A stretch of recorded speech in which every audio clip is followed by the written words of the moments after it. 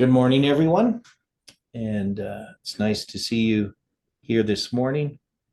And not everybody's here, but hopefully more join as the study progresses. But we'd like to open with a word of prayer. Dear Father in heaven, thank you for this day. And thank you for the blessings that we receive from your word, from studying your word, and the blessings of fellowship. And the various minds and hearts that you work upon that have worked through the years in bringing these truths to our attention. We just pray, Lord, that as we open your word once again, that your Holy Spirit can speak to us, that we can see clearly how you are leading, that we can understand the significance of the lines we are studying, how they apply to us today, and how we can share these things with others and how they can help this movement recognize your leading. So we pray that you can be with us now to teach us and direct these studies, and we ask it in Jesus' name. Amen. Well, good morning, everyone. So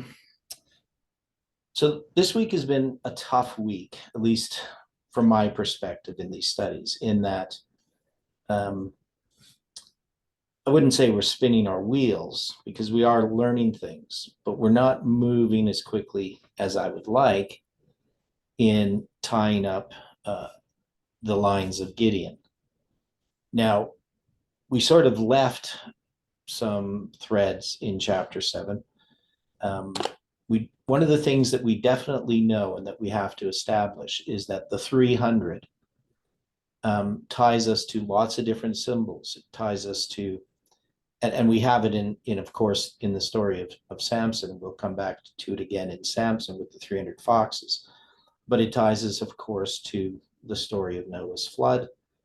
And of course, the raven brought us back there as well. And so Oreb and Zeb we look at as presentations of Colin and Odilio. But there are also more characteristics of how those studies are approached. And then we have Ziba and Zalmunna in chapter 8. And with Ziba and Zalmunna, again, we believe that this is representing these messages. And so these messages, and we could recognize that Penuel and Sukkoth represented the American and Canadian group. And in the rejection or the lack of support of what was being done. And then we have two different outcomes. The men of Sukkoth are punished. The men of Penuel are going to be killed, right? So that's a little more drastic. Now, of course, this is not talking about people being killed. This is symbolic. And then we have in this story with Ziba and Zalmunna that we didn't really touch on yesterday, but we have studied a couple of times already. And with Ziba and Zalmunna, there is this connection to Mount Tabor. So this appears to be a connection to the previous judge, that is Deborah and Barak, and what had happened there. And so we had some discussion about it back in November, and I don't know if we concluded whether this was actually so it says here in Judges 8:18, then said he unto Ziba and Zalmunna, what manner of men were they whom ye slew at Tabor? And they answered, as thou art, so were they. Each one resembled the children of a king. So we know that this has some symbolic reference, but I don't know if we've decided what it means. So this is going to be something we're going to have to think about. And he said, that is, Gideon's going to say this, they were my brethren, even the sons of my mother. As the Lord liveth, if ye had saved them alive, I would not slay you. Now, what, I mean, this obviously, what does he mean he were the sons of my mother? So let's explore this a little bit. I know I don't got my most talkative people here. Angela can have some ideas. But we don't have Stephen, we don't have Dwight here this morning. So if you're a bit shy about speaking, you can always type something in the chat. But what would we say this reference first to Tabor? All right, so if we look at Tabor, this is going to be in Judges chapter 4, where you're going to have Sisera. So you have this reference to Tabor. So whether this is literally a reference to the battle at Mount Tabor in the story of Deborah and Barak, or whether this is just, we could take this as a symbolic allusion, that would have to be decided. But it's going to be mentioned in Judges 8:18. And the only time we have Tabor mentioned before that is just in the distribution of the tribes in the book of Joshua. It is mentioned later in 1 Samuel and in 2 Chronicles.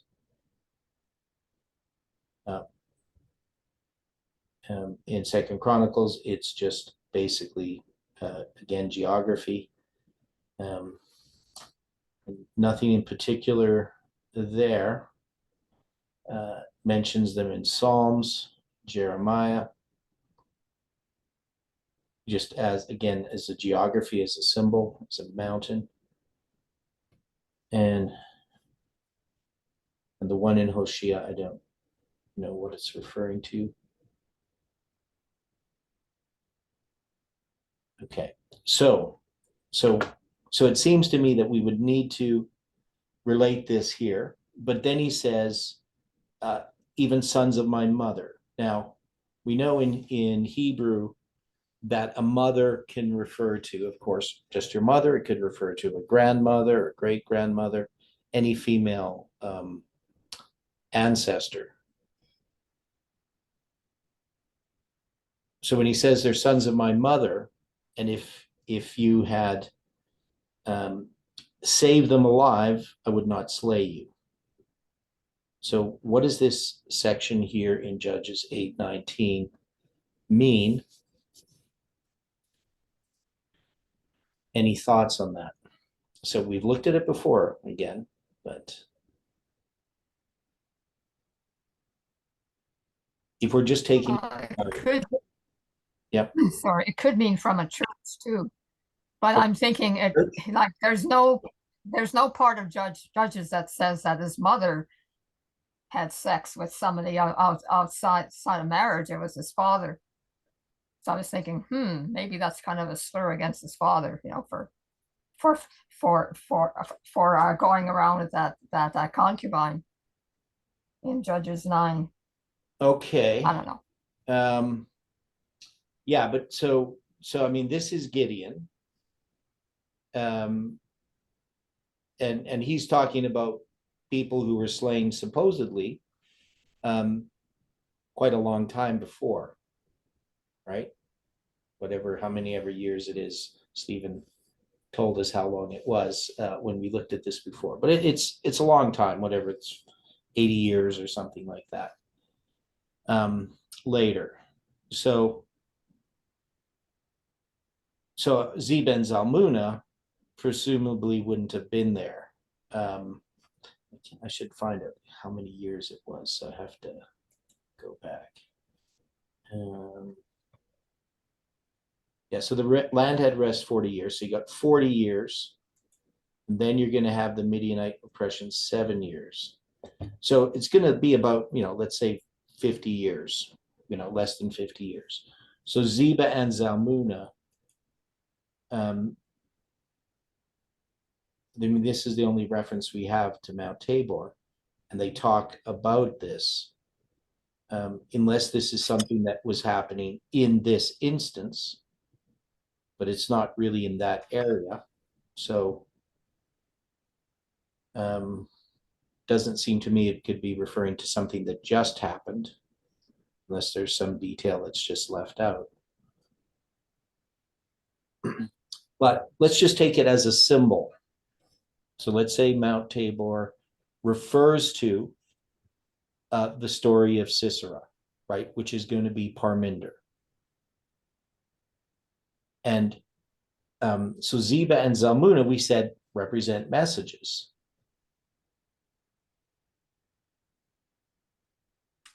Right? Of course, people are associated with messages, so people are involved. But we're saying that this represents these messages of Colin and Odilios, that is, messages regarding the Trump prediction and messages regarding the July 18th prediction. And Zeba and Zalmunna are messages that, if this is the case, are somehow opposed to the message in some way, opposed to something. So I don't know if that makes sense or not, unless we're misunderstanding what Zeba and Zalmunna represent.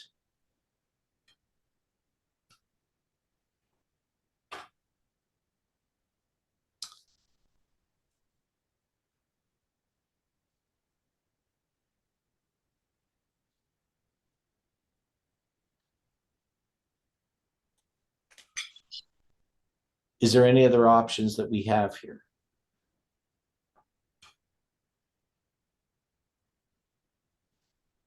Right. And Zeba and Zalmunna represent, as we noted before, sacrifice, and change has been denied.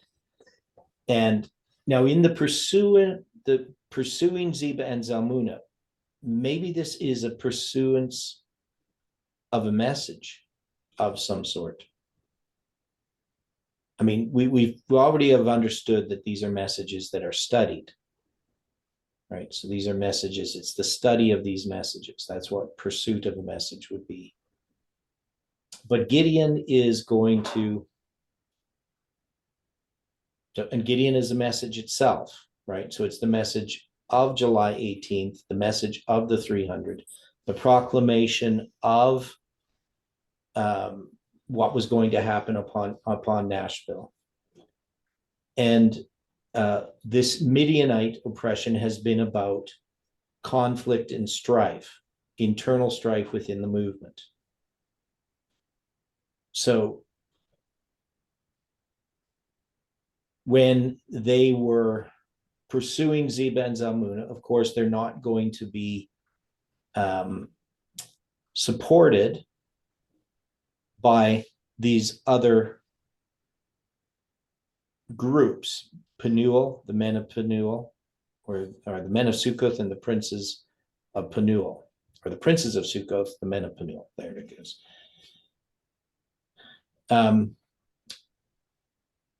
So they're not going to be supported. And so we said that this pursuit of Zeba and Zalmunna, would it be a pursuit in the truth of understanding Colin's study and understanding Odilio's study? Is that reasonable? You know, we're still thinking these things through. We haven't come to conclusions on this. Well, all that comes from God is worth pursuing, yes. Okay. So then when we have this situation, so we talked about the punishment that came upon Penuel and Sukkoth. But then when we get to this section where he says, you know, if you had not, so he's talking to these messages in the way that we look at it.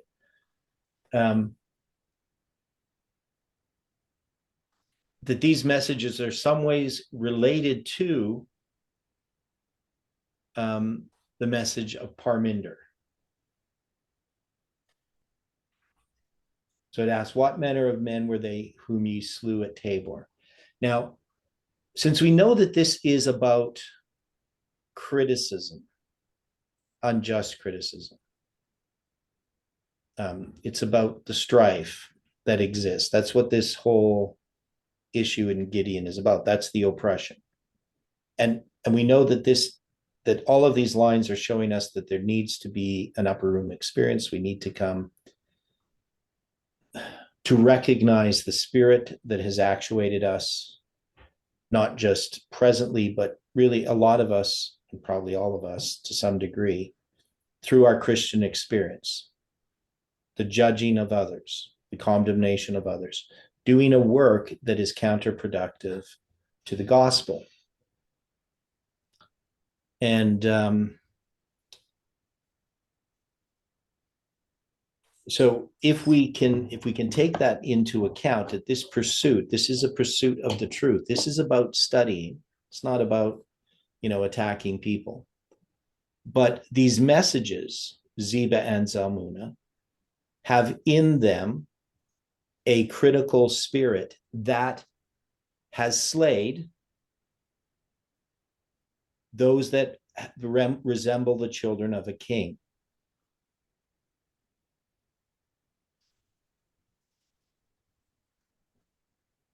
But now Gideon then is going to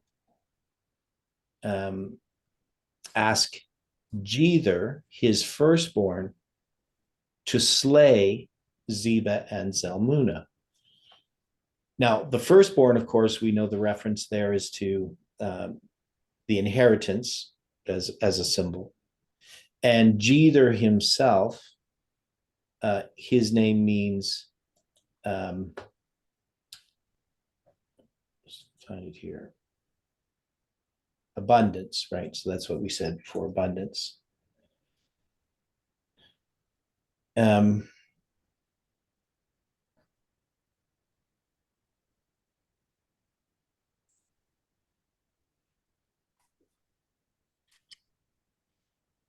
But he is not going to do this, because he drew not his sword, for he feared, because he was yet a youth. And we've talked about this before as being people in the movement that did not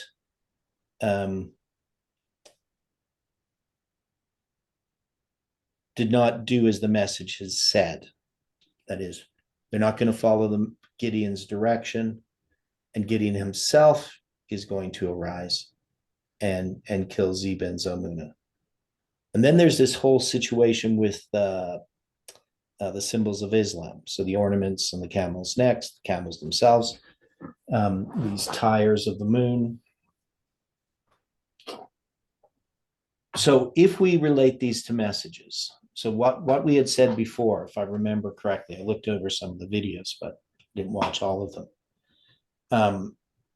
So if we look at Ziba and Zalmunna as these approaches, let's put it that way, these approaches to understand July 18th, because Gideon is pursuing an understanding of these messages. That is, the Gideon message is trying to reconcile what has happened with this failed prediction. And there are these two princes of the Midianites, Ziba and Zalmunna, which we say are messages. And they have to be based upon an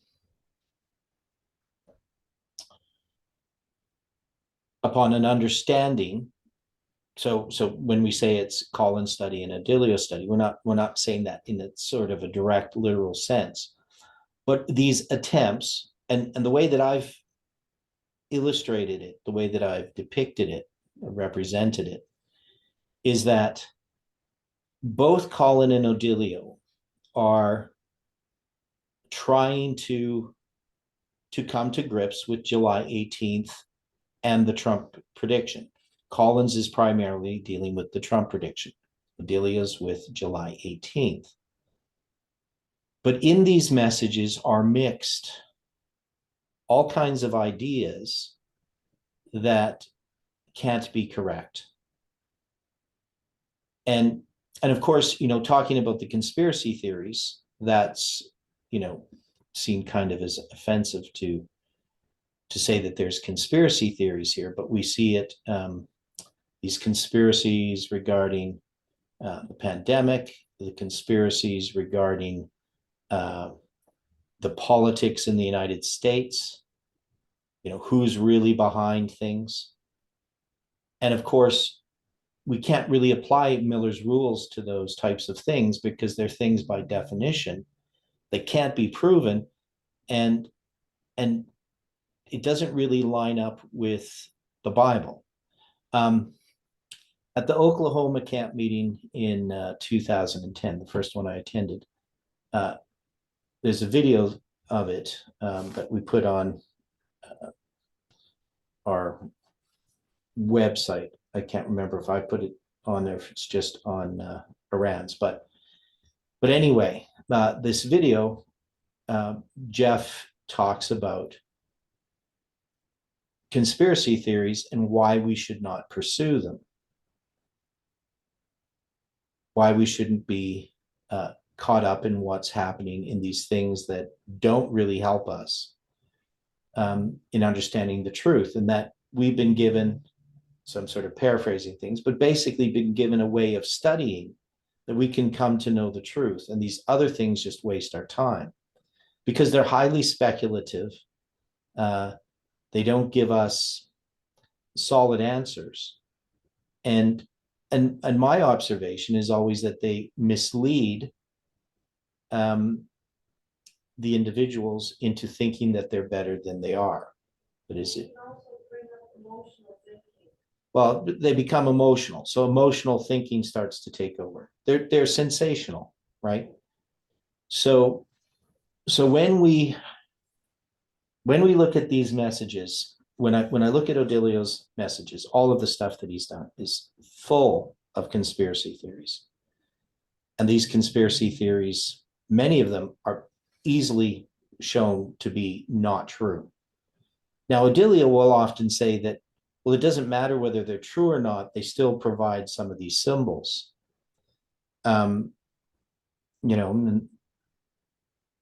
That's sort of fair enough. I guess you can say that there's, for instance, the August 15th, what is it, 1872 supposed letter from, can't think of his name, the Freemason guy. Sure, you got this August 15th date. We know the letter is a fake. I mean, it's full of anachronisms, terms like Zionism, which didn't exist at the time the letter was written. And it talks about the First and Second World War, and there's going to be a Third World War. And it's very obvious it was written after the Second World War. So we know it's a fake document, but it has this date, August 15th. So a person could say, well, at least as a symbol, it has some significance. And I think it does, actually. But we can't buy into all of these conspiracy theories regarding the pandemic, conspiracy theories regarding American politics, even if some of them have a basis in fact. We can't sort these things out in that manner. In order to understand them, in order to understand the truth, we need to follow line upon line. And so the scriptures are the things that guide us in understanding what's happening around us, but more importantly, to help us know how to react to what's happening around us. So, people start to, when you get caught up in what's happening politically, you start to focus on political solutions. Your anger, your frustration with what's happening in the world arises, and these are very dangerous things. So when we look at Ziba and Zalmunna, and we look at this youth who will not slay them with this sword, doesn't draw his sword. So the sword has to be the word of God, right, in this context. And he's also inexperienced, that is, doesn't feel capable of addressing these issues. and the way that I looked at it back in November when we were drawing these out on a line is that there was a lack of support in the movement for what we have been doing in pursuing Ziba and Zalmunna, that is to get to the truth of these things. And people weren't supportive of that. We see that in Penuel and in Sukkoth, and also even in the firstborn, Gideon's firstborn, Jether. And the fact that his name means abundance, could be just that people either they have abundance or that they're just joining with the majority in taking their position. So I don't know what that would mean. But Gideon is going to arise and slay Ziba and Zalmunna, right? So this is obviously symbolic. So the message of July 18th is going to be, and all the chronology that comes from that is going to be what is going to sort this out. So in some ways, I would think that this would have to be these studies, because we've already seen that, so that there is these studies have been this message that we could say is the message of Gideon. But then we have this ephod, right? So this is, for me, we should all see this as a warning that this ephod represents something that is structured. That is, there is a structure that we have, but this structure can be misused. And it's going to be made from this gold, these earrings that had been collected in the slaying of Ziba and Zalmunna. Right, so you got these golden earrings and these tires, these ornaments from the camels' necks, etc. And this ephod is going to become a stumbling block for God's people. So if that's the case, so this is the thing that bothered me before, looking at this, trying to figure this out. We could also say, in the context of what Colin and Odilio have presented, is that there is compelling chronological information in what has been constructed, and also what we've constructed. So we all have this chronological information. Odilio studies, Colin studies, the studies that we've been doing in the morning. And yet, that is not to be our message alone, right? We could be misled by these structures. So that's a danger that exists. And that's basically where we had come to in looking at these lines when we put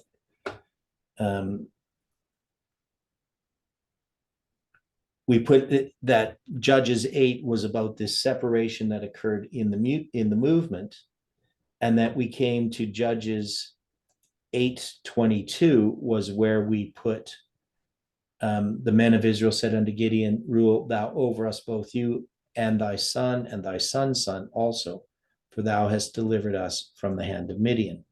So we had put this as January 11th to 12th, 2023. Now, so that means we're looking at this 8:22 as this verse as that end of Colin's prediction. But, so some of these things we still have to go back over and sort out. But then we have this story, and we look at this as the story of Gideon's ephod. We didn't really put that on the line. So we're not sure what that means, other than we believe that first off, that Islam becomes part of our prophecy and our understanding again because of the symbols there, but also there is this danger that we're being warned of. And then we're going to have the death of Gideon. And now we're going to have his 70 sons mentioned because Gideon had many wives. And then he has this concubine, right? So this concubine is going to have this son named Abimelech, right? So in that story, when we go to Abimelech, I mean, in the judge's line, what we have done, so I'm going to go over here. So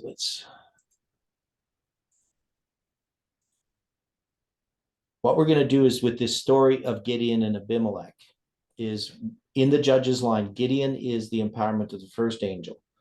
But Jotham, who is one of the 70 sons who survives the slaughter of Gideon's sons after Gideon has died, he's going to represent Samuel Snow. Well, not Samuel Snow as a person, but the message in that line of the Millerites. That is, Jotham represents the 70th week because he's the 70th, the last one left. And so that story, Judges chapter 9, becomes this parallel that we can see, which we would call, let's say, the prediction before midnight. So this reaches back because this is about July 18th. Now you can see here in this Gideon, in the judge's line, Gideon is actually really the November 9th, 2019 waymark in how we constructed this line.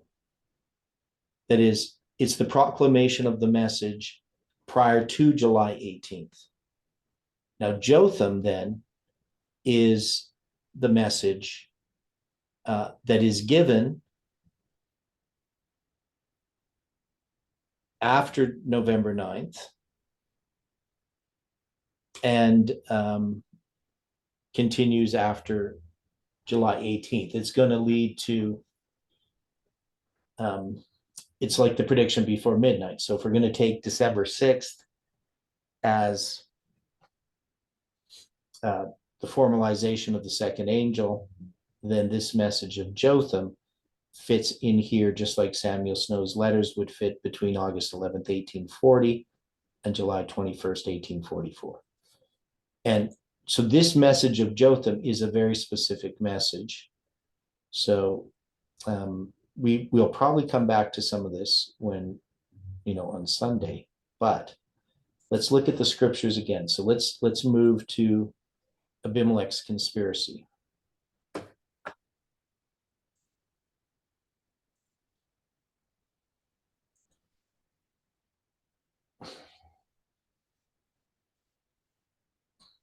And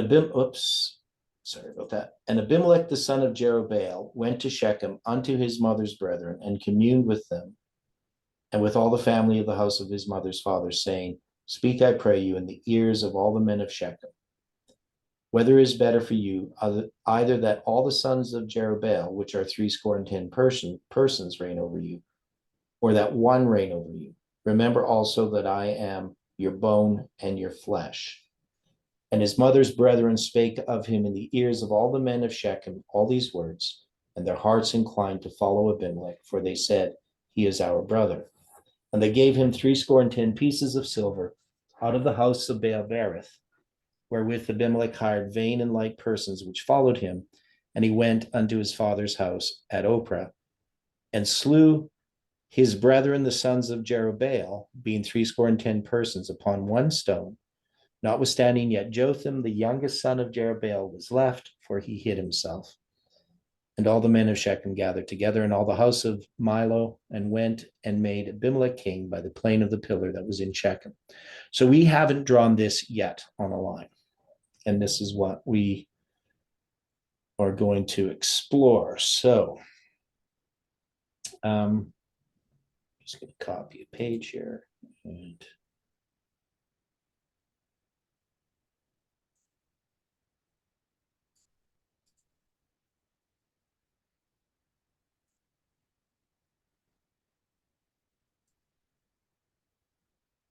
okay, so what we're going to do,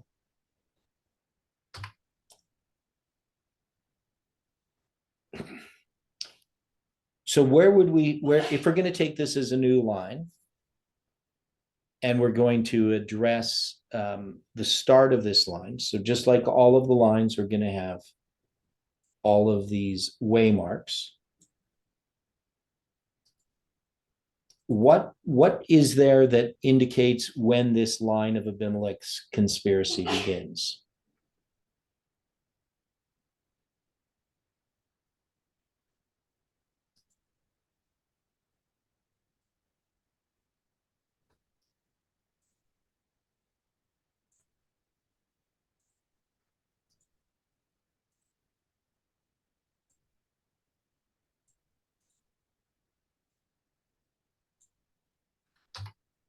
This here.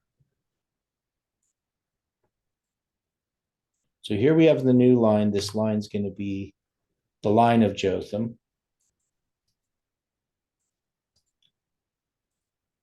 So what would one of the characteristics be about this line if we're going to say this is about Jotham? Oops.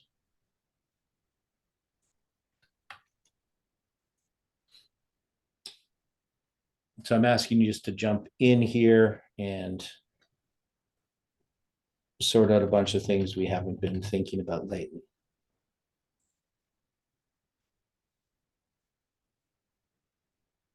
So this is the line of Jotham. It's going to parallel Millerite history, just like every other line.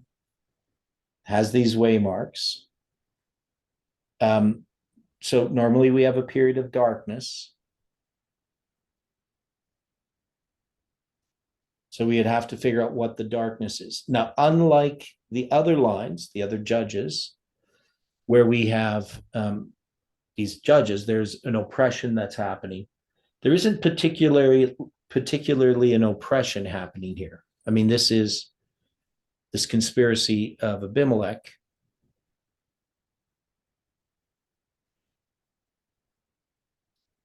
But Abimelech is just one of the sons of Gideon, technically attempting to be a judge and to take that role from the 70 sons of Gideon by killing them.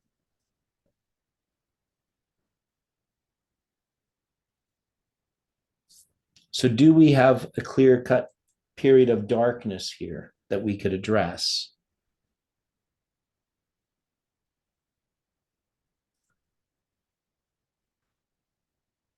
So we don't have a lot of people here today.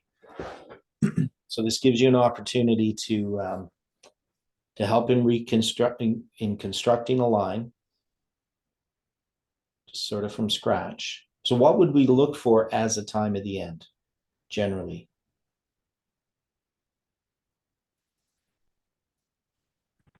I guess since you know more about this, I guess you can pinpoint those in the movement or those at FFA that wanted to replace Jeff and were vying against him and criticizing him behind his back and maybe to his face.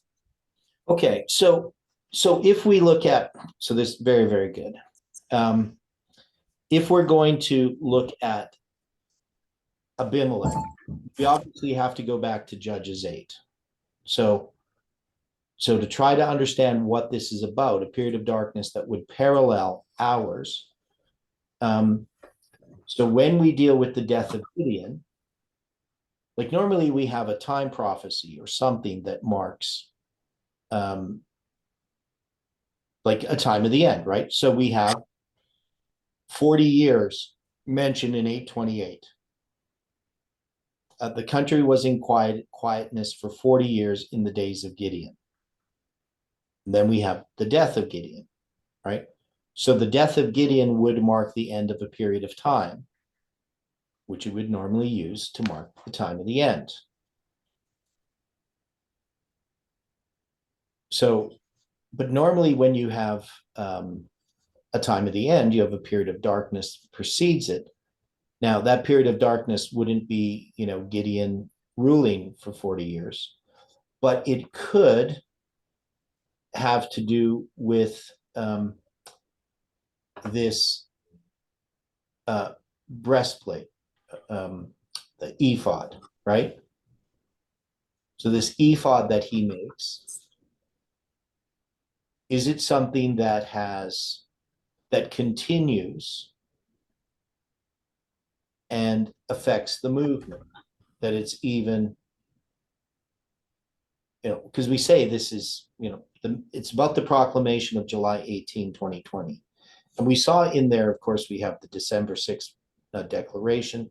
We can see that there is this spirit of this idea that has continued. Now, Abimelech is an illegitimate son, so to speak, because it's a concubine. She bears him this son, Abimelech. And we know that once Gideon has died, the children of Israel turned again and went whoring after Baalim and made Baal-berith their god. And the children of Israel remembered not the Lord, their God, who had delivered them out of the hands of all their enemies on every side. Neither showed they kindness to the house of Jerubbaal, namely Gideon, according to all the goodness which he had showed unto Israel. So you have this situation where people have gone again to worshiping false gods, but instead of bringing an outside enemy, they're going to have an internal enemy who is an illegitimate son of Gideon.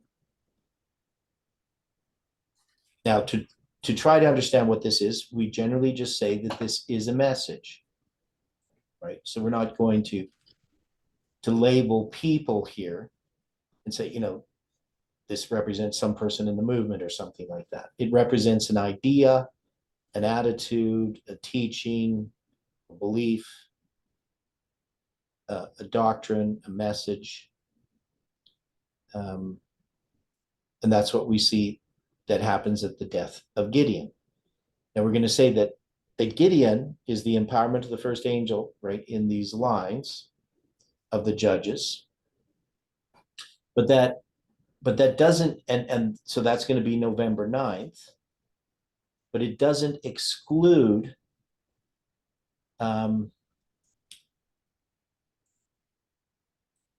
July 18th from that, because it's about the proclamation of the warning that's given of July 18th. Now, July 18th is going to be a close of probation. In this case, July 18th in this line represents the first disappointment, not the great disappointment. It's going to be this waymark, the arrival of the second angel. That is, the first angel's message has come. Gideon's message is an empowerment of that. November 9th, 2019 empowers that message that had begun at September 11th. That's what the Judges is showing us. And the line of Gideon, of course, includes dates all the way up to January 11th, 2023. But then we're taking that it's going to be this, the fourth waymark is going to be July 18, 2020. And we haven't got there because we have a Jotham happening before that. Now, Jotham is interesting because Jotham, the King Jotham, which is much later, the king of Judah, who's the father of Ahaz, he's going to be the king that exists in the time of this civil war. And so even though this is not the same person, we can see that Jotham relates to that civil war that is existing presently. So the civil war, of course, was in 742 BC. We can connect that civil war in 742 BC to our time. We've done that in various ways. We have the Battle of the King of the North and the King of the South. We have the chronological structure that leads us, that is the 2520, to Millerite history and is extended from Millerite history to our time. And so that civil war that's going on in the United States is part of a structure. And so Jotham being the name of this 70th son who survives is important. And then we also know that the fact that he's the 70th son, so he's the 70th week, is what we came to understand. So the period of darkness then is this apostasy that has been underlying this message. And the question is, when would we start this? When would we see this arrival of the first message that is in Jotham's line? Now, when I look at Jotham and I see the symbolism there, so let's go to chapter 9.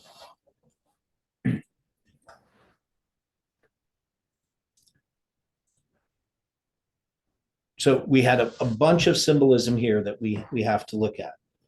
So first, he's going to be one of the 70. And then we're going to have the 70 pieces of silver, right? So those 70 pieces of silver are going to be used to purchase these men, 10 persons. Wait, what are they? Not 10 persons. Whether they're 70 persons, I don't know. But they're vain and light persons. That's what I was looking for, which followed him, right? So Abimelech hires these vain and light persons, and then they're going to execute the 70 sons. So we have these 70 pieces of silver as well as the 70 sons. And then we're going to have the men of Shechem. They're going to gather together, and all the men and all the house of Shiloh, and went and made Abimelech king. So they're going to make Abimelech king by the plain of the pillar that was in Shechem. So where is this? Where is Shechem?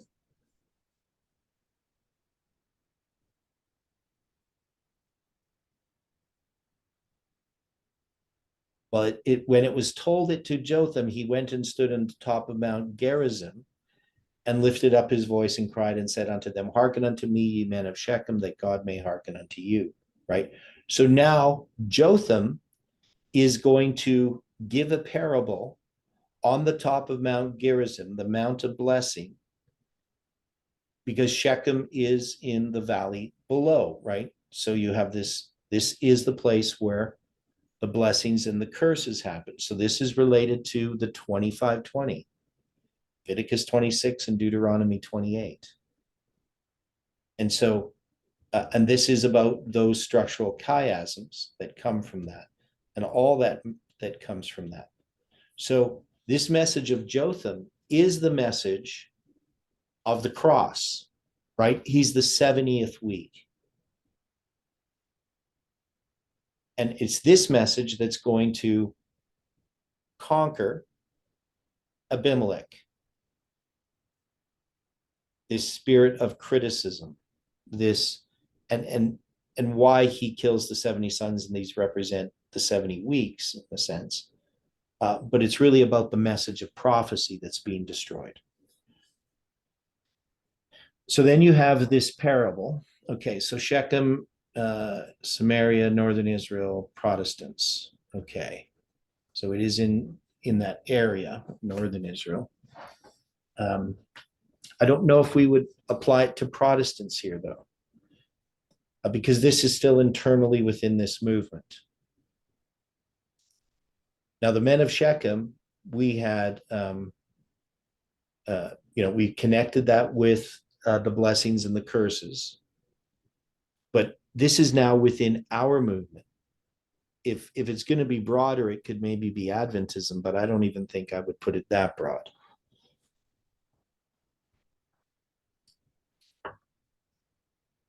So Abimelech is made king. Now, of course, this is not referring to some person who's made king in our movement or anything like that.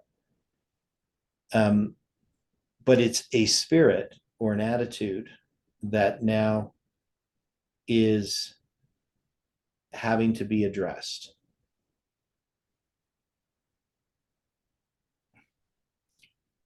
So every time I read this story, all I see is what's happened to us in this movement. And I really tie myself to this personally. So to me, it's just talking about my experience. So we have these blessings and the curses. So the 2520 has stood as a witness in this movement, but particularly the 70th week, because the study on the 70th week, which I wrote out as the Week of Christ study, right? Which I presented in 2018. I've presented it a few times since. So this is the Week of Christ study. This is the message of Jotham. And it's going to stand in opposition to Abimelech being the king. Because Abimelech is illegitimate.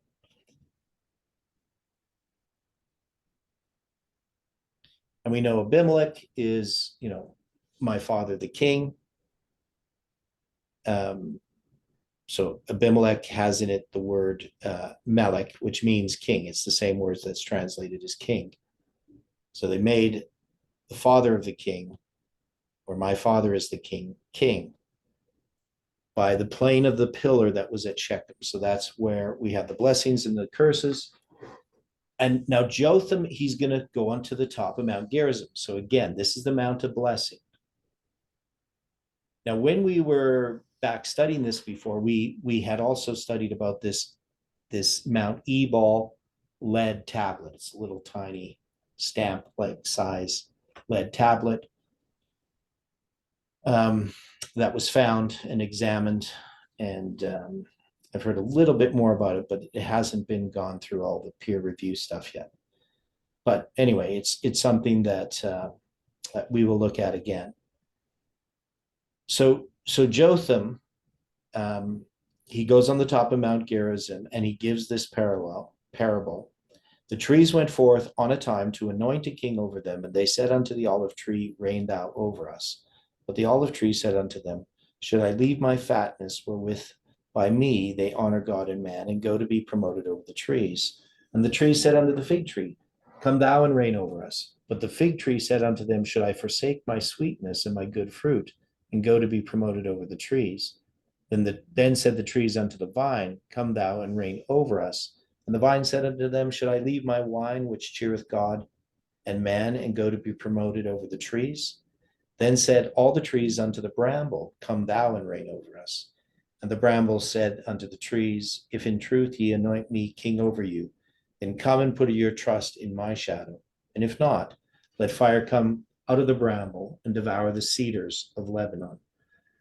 Now therefore, if ye have done truly and sincerely in that ye have made Abimelech king, and if ye have dealt well with Jerubbaal and his house, and have done unto him according to the deserving of his hands, for my father fought you and adventured his life far, and delivered you out of the hand of Midian. And ye are risen up against my father's house this day, and have slain his sons, 70 persons upon one stone, and have made Abimelech the son of his maidservant king over the men of Shechem, because he is your brother. If ye have dealt truly and sincerely with Jerubbaal and his house this day, then rejoice ye in Abimelech, and let him also rejoice in you. But if not, let fire come out from Abimelech, and devour the men of Shechem and the house of Milo. And let fire come out from the men of Shechem and from the house of Milo, and devour Abimelech.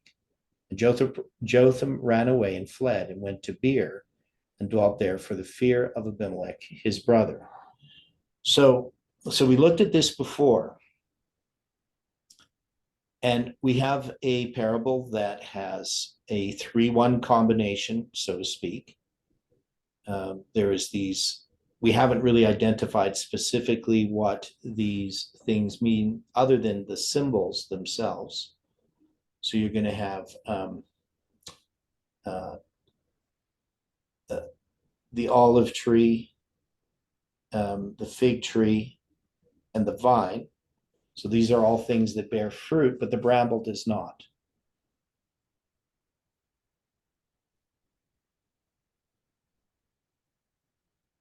And these would have to be, again, messages. You see the 3-1 combination there. Whether these are dates, waymarks on our line, I don't know. So there's some things we just don't know about Judges 9.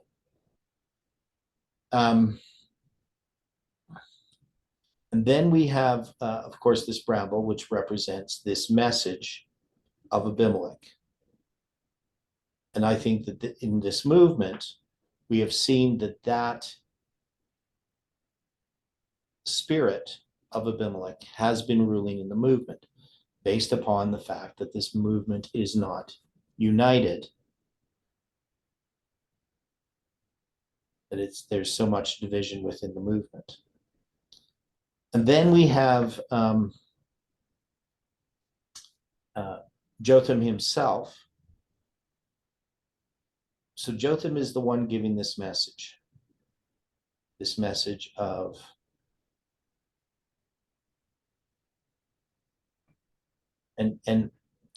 so here's what I'm going to say about this, that this Jotham line relates to the symbol of 18720. So I'm going to do this.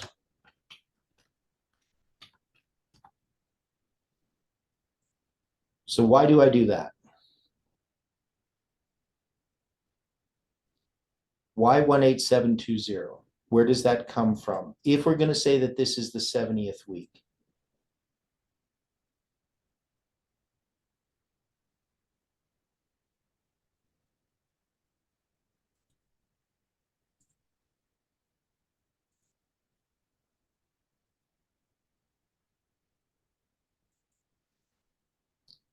Anybody know what I'm referring to?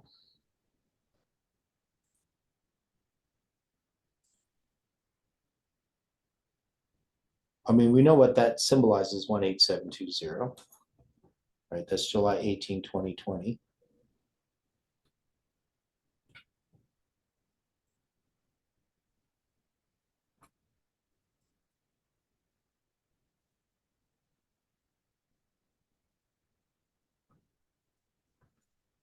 Okay, I'm just trying to find this paper here.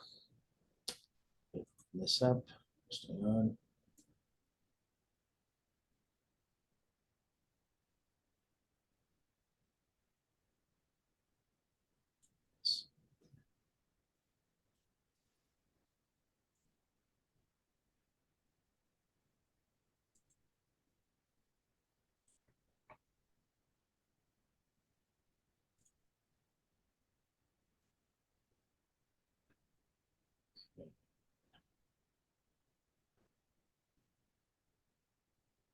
Didn't open up the right one.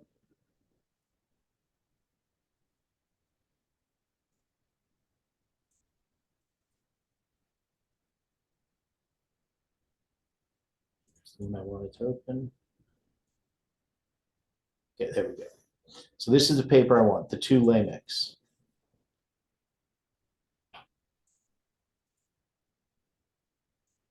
Now, in this study of the 2 Lamechs, this was a study of the 70 weeks, and that we had 2 Lamechs, one who's the descendant of Cain, and one who is the father of Noah.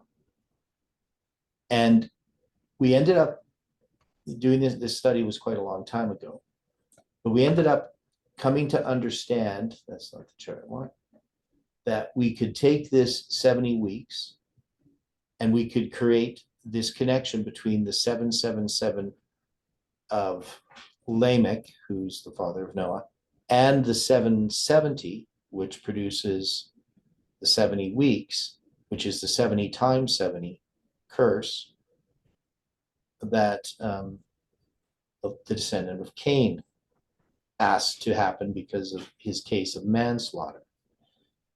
And from that, we got this whole thing of the 434 and the 343, which was just a division of 777, created by the 434 years between for the 62 weeks and the 7 times 7 times 7 of the beginning and ending period of the 70 weeks, which is 343.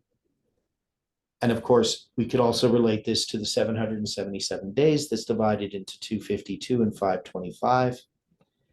Now, at the time that I did this, I didn't know the fact that Lamech, the name Lamech in Gematria, is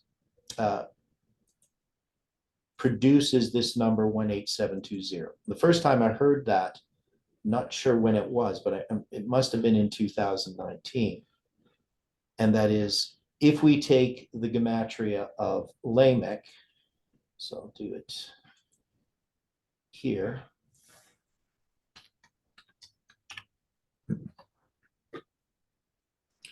So on palmoni.org, we have this.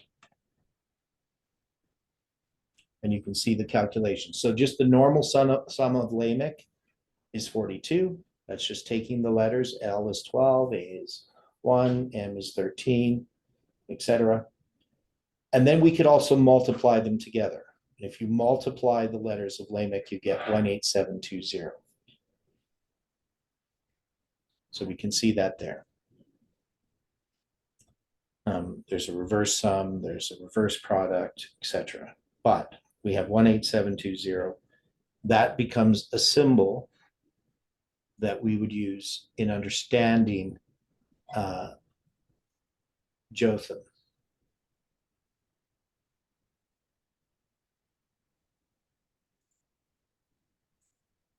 Actually, so we can have these two Lamechs relate to these lines. Now, I'll go back here.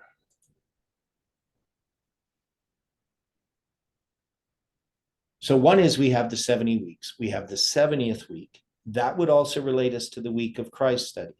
So the week of Christ study is going to connect us to this April 5th, 2030 date.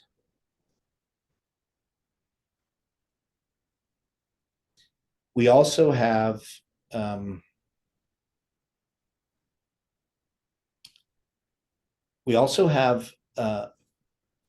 this coincidence, we'll call it, with the Mayan calendar.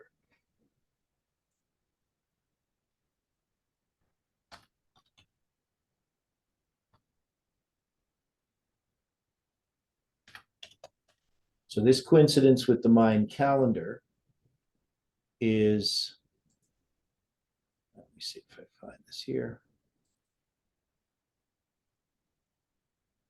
Okay, so this is probably the best one. I'll share a screen here. We're going to have to come back and go over all these things on Sunday because not everybody's here and there's probably lots of comments that could be made. So I have lots of different charts. This one's probably just the simplest. Here we have set periods of 777 days. Now, I don't have all of them in here. Maybe I could find another chart that might have more detail.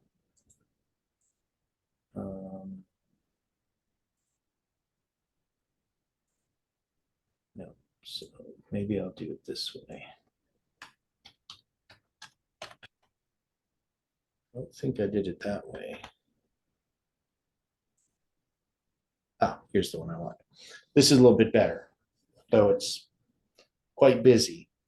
But what you see is 4 different periods of 777 days here. So these periods of 777 days, the first one begins with this date, December 21st, 2012. So that's the Mayan date 130000. Now, we know that that's 13 Baktuns and 13, a Baktun's 144,000 days. And so if you multiply 144,000 days by 13, you're going to get 1872000, right? So you're going to get that 18720 with two more zeros attached to it. And so we have this Mayan date.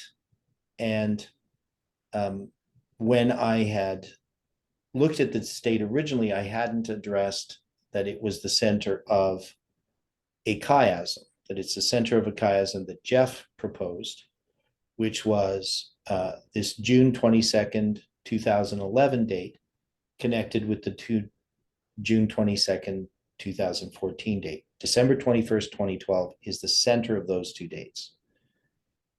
But when I looked at it, I didn't know about that at the time. I was just simply looking at that date and how many days, because we had already looked at the Mayan calendar. And I wanted to know if 777 days from that date came to any specific significant date. And what it came to was February 6th, 2015, which was my 52nd birthday. Now, 52 times 360 is 18720. But of course, those are prophetic years. 52 prophetic years is 18720 days. But when I looked at it, I noticed that if I put my birthday there and I counted actually the number of days, the 18720 days, it came to May 9th, which is April 26th Julian in 2014. And so that was rather interesting. So we have this date there. And then, so it's a symbol of Islam. But it's also 273 days before my birthday.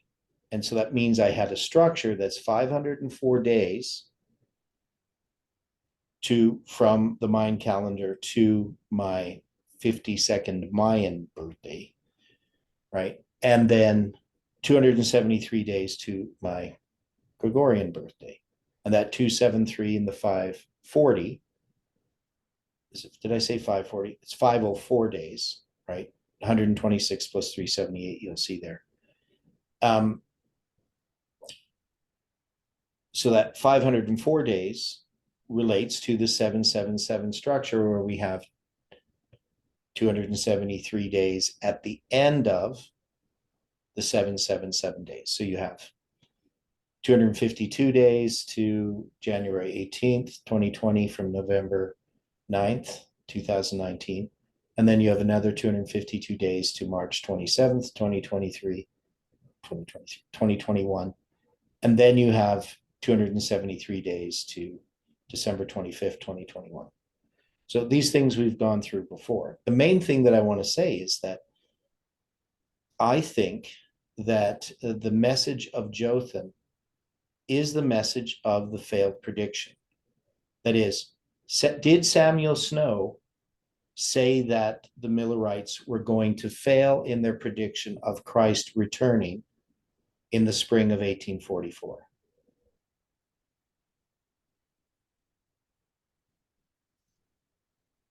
Did he have a message? As far as I know, yeah, as far as I know, yes, he said we should be looking at the fall. Right. So, and he knew that before the end of 1843, but he decided on January 1st, 1844, the day after he gave his testimony at the Boston Tabernacle, that he was going to promote this idea that Christ was not returning in the spring, but returning in the fall.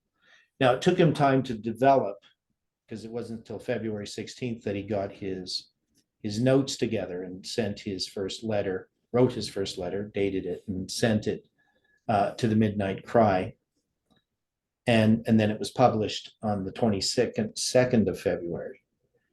And then he kept refining it, right? He kept finding more and more evidence of that Jesus was coming back in the fall, that the prophetic periods ended. The 2520, the 2300 days ended in the fall of 1844 on the 10th day of the 7th month. So So he is saying that, your prediction will fail. Now, I wasn't necessarily saying that about July 18th as such, but I did notice that there are failed predictions in this line. So the Mayan date is a failed prediction. The world did not end on December 21st, 2012. I met Heidi on that day, so my world just began, right? But we also know that we have other failed predictions. The November 9th, 2019 is a failed prediction, as well as September 23rd, 2017. That's an evangelical prediction. So we have a prediction based upon a pagan calendar. We have a Protestant prediction that fails. September 23rd, 2017 is not the secret rapture. And then we have November 9th, 2019. Now, I believe that this then relates to these lines. That is, when we start to look at these lines here, and we look at Lamech, the 70th week, we look at these failed predictions. So could we take, so if we go back to this story, so this is what we're going to have to explore. For those that are watching the video that weren't here in person, what we really want to explore is this parable of Jotham, and does this parable of Jotham relate to failed predictions? So could we say that each one of these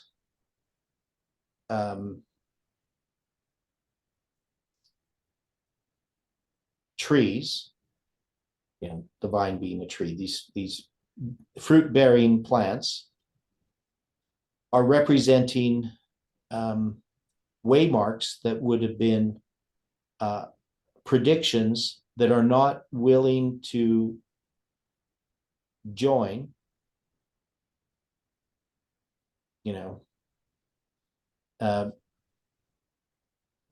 this, because it's going to say here that this, where is it here? Right, so the trees are asking these fruit-bearing trees, and these trees are the cedars of Lebanon, right? That's who's asking these different trees to reign over them. So one, we have a possibility. This is a suggestion. I'm not sure if it's correct, but these represent waymarks. Now, we would often say, well, they represent messages, the first, second, and third angel's message, and then the brambles, the fourth.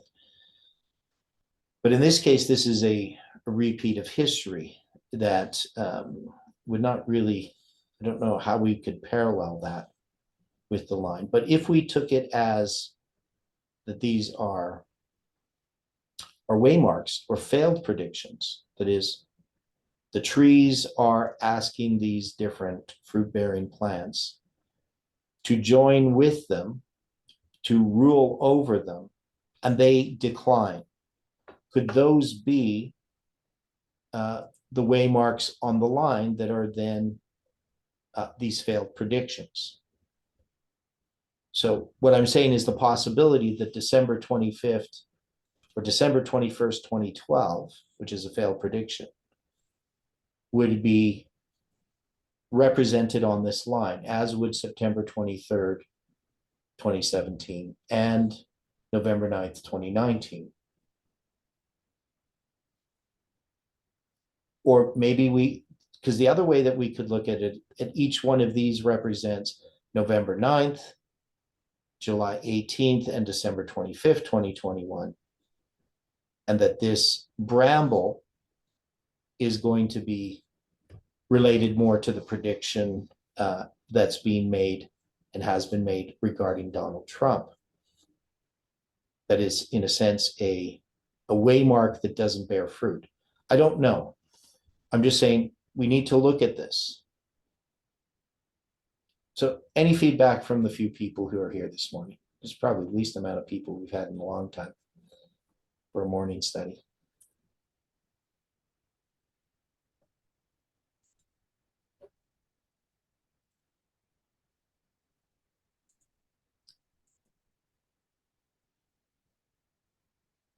Because if we're gonna, So what you're saying, yeah, yeah, what you're saying is the predictions from the world would be just like some of our failed, you know, foresights, forecasts, fortune telling, whatever you want to call it, if they weren't really based in reality.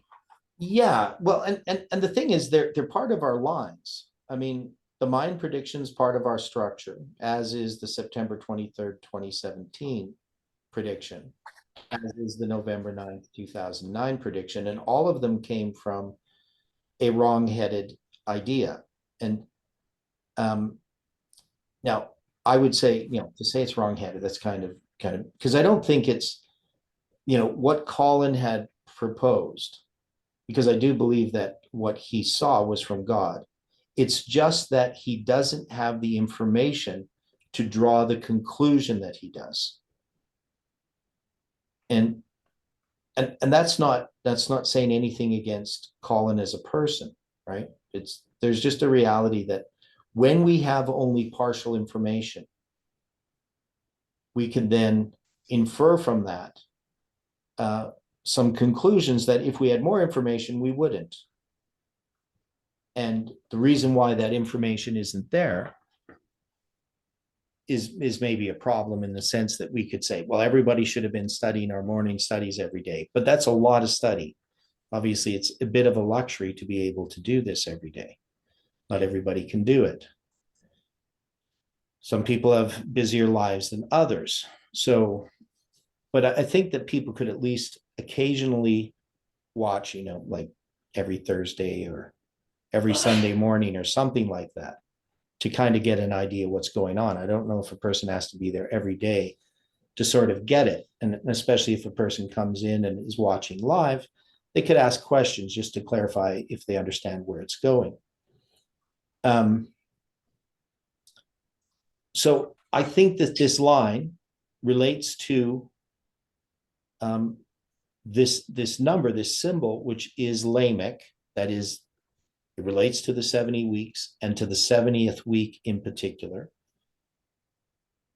And we can see then how July 18th fits into these structures. And then, so where we're exactly going to put the period of darkness in this line of Jotham, I mean, if we're saying that it's really something that happens after November 9th, I mean, we kind of would have to put November 9th there. What might be a better idea is to put the period of darkness as the failed predictions. That might even be a better idea. But in some way, I think that these failed predictions, this line, because of the 18720 connected to the Mayan date, because we have this 70th week, which we know ultimately that this is pointing to this date in the future, April 5th, 2030, and that's where we have to, sort of proceed with caution.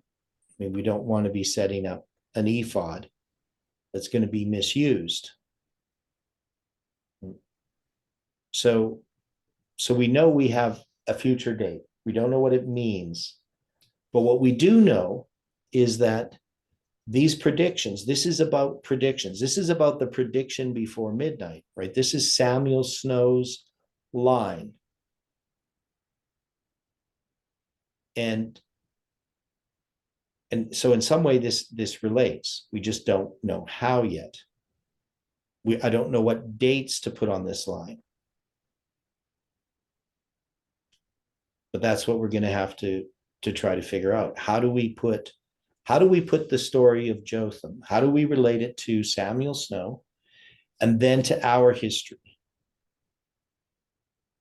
So we have 7 dates or 7 waymarks that are going to show up on this line. And that's what we're going to have to resolve, right? We got to do this with all of these waymarks, all of these judges. Now, Jotham's not technically a judge, in that, you know, he's opposing some, because he's going to run away, right? He's going to flee away. And then you have the downfall of Abimelech. And, you know, and so the curse of Jotham, the son of Jerubbaal, comes upon the evil men of Shechem, right? But we don't have a judge ruling for a specific period of time. So, in a sense, Abimelech is kind of a judge. But after Abimelech, there arose to defend Israel Tola, the son of Puah, son of Dodo, the man of Issachar, and he dwelt in Shamir in Mount Ephraim. And he's going to judge Israel 23 years, right? So, so we've looked at that before, and we're going to come back to that. So what we have is somebody who's not really a judge, but that's why I think we can relate this to Samuel Snow. That this is something within these lines of the judges that comes after November 9th. And that's the other thing, is after November 9th, 2019, what's the difference in the, so on November 9th, 2019, I present the 273. So we've talked about that before. I'm at the School of the Prophets. I present the Mayan calendar. Now that's not going to be about the failed predictions. It's just going to be the Mayan calendar presented at the School of the Prophets. The symbol of 273 that comes from the Mayan calendar. And so we could see that could parallel the beginning of this line. So, I mean, that's where I would put the beginning of this line if I was me, which I am. So that's what I'm doing. But whether that's the correct thing or not, I don't know. And then we have the formalization of the message. And we would have to know what that is. So if we're looking at what the message is, the message might be about the Mayan calendar and the failed prediction. And it may be these dates that lead to, because in this line, I would put July 18, 2020 as the center. And it's going to, so I would take this line and put it into the 777 structure like we have in the other lines. So again, I think what we continually start to see is that we can take these lines and we can fit them into this structure. Let's go and move this all around, but that the best way to deal with this line is to do this with it. To say that this is, again, November 9th to December 25th, 2021.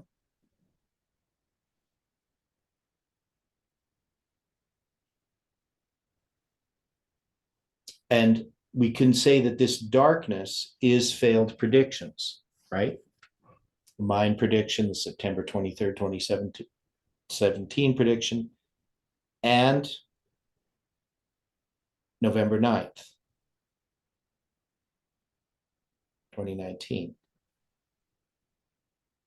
But we have, but to try to put the parable there, I mean, that would be 3. Yeah, maybe 2 lines closely connected, yours and the movement in general, or yours and FFA School of the Prophets in particular. Yes, and I'm kind of thinking that as well, but we have to figure, is there justification for putting 2 lines here? So I don't know if we can take the failed predictions as a progressive destruction of 4, or we can have the 3 failed predictions and then this. So how we're going to do that, I don't know. And then we're going to have this bramble, and the bramble would be the message that's given here. So let's do it this way.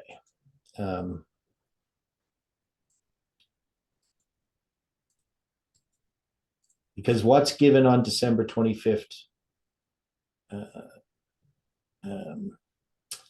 2021 is, I'm just going to put Bramble here just so. So the Bramble is a message that's going to be given on December 25th, 2021. We'll see that as we go through. And that's going to be Colin's prediction. So we're saying that Colin's prediction is the Bramble.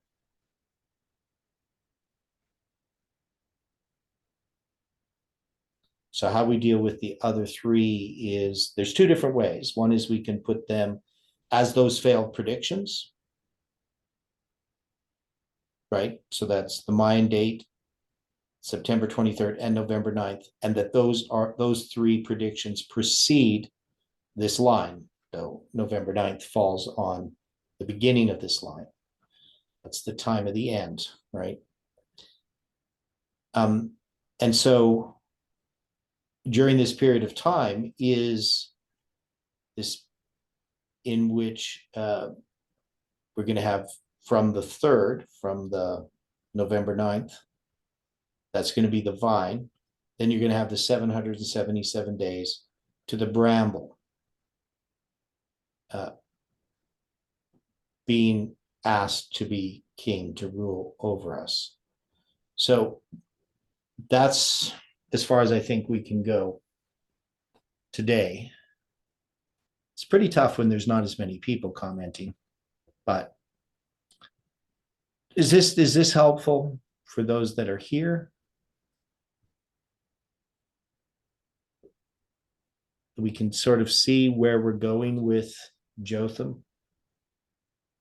And we probably still have to come back and finish off Gideon as well. But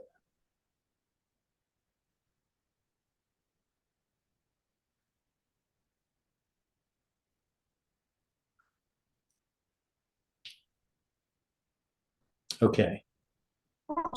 Yep. When I look at Judges 9:7, I keep thinking of when Jeff stood up on a 9:7 and just exploded the whole, the whole problem with the movement, with Parmenier, etc., with the Baal Peor type of stuff. Mm-hmm.